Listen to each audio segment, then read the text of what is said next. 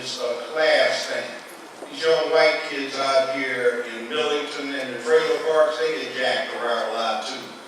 Out here in Cordova, Bartlett, Arlington, they get jacked around an awful lot.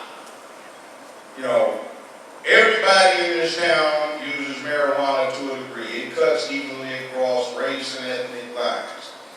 But there's this thing where 90% of the people prosecuted are young African American natives. You see, they're privatizing this county to make money. I'll warn you about something. Next time you get pulled over for a traffic violation somewhere in the county, they are not issuing traffic tickets. They are issuing misdemeanor citations, and you will find at the bottom a court date.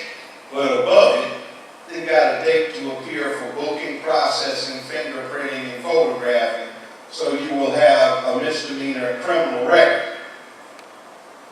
You can get it expunged, but you can only get it expunged one time, and if you're 17, 18 years old, and when you're 21 and you're a kid in college and they pull you over and give you a misdemeanor situation with marijuana, you can't get diversion because you've already got a criminal offense on your record. And why would we do that? Because if you privatize the intake process so there's money made per person, what's the quickest and easiest way to generate more business? Let's create a whole new category of people that have to get booked. You got a speeding ticket, 3 miles an hour, 8 miles an hour was the speed limit.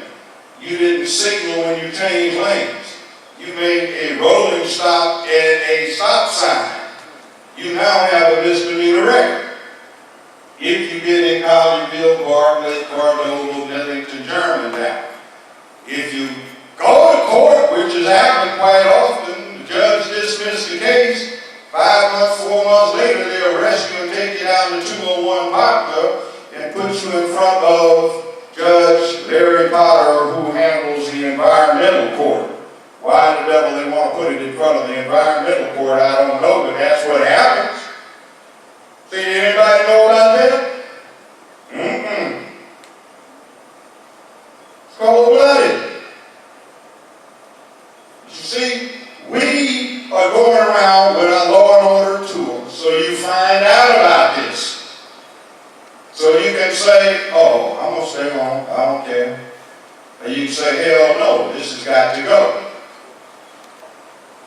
The news media has been telling you that in the primary it was an extremely low turnout.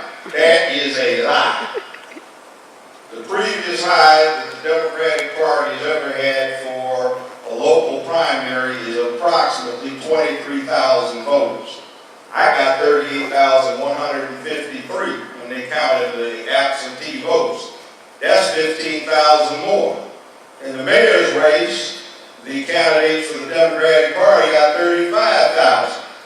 Now the Republican Party was down 12,000 from their previous high. But even if you add 12,000, that still makes it with a maximum of 28,000 votes, the 35 to 38,000 for the Democrats. So where was that low? See, they lied to you.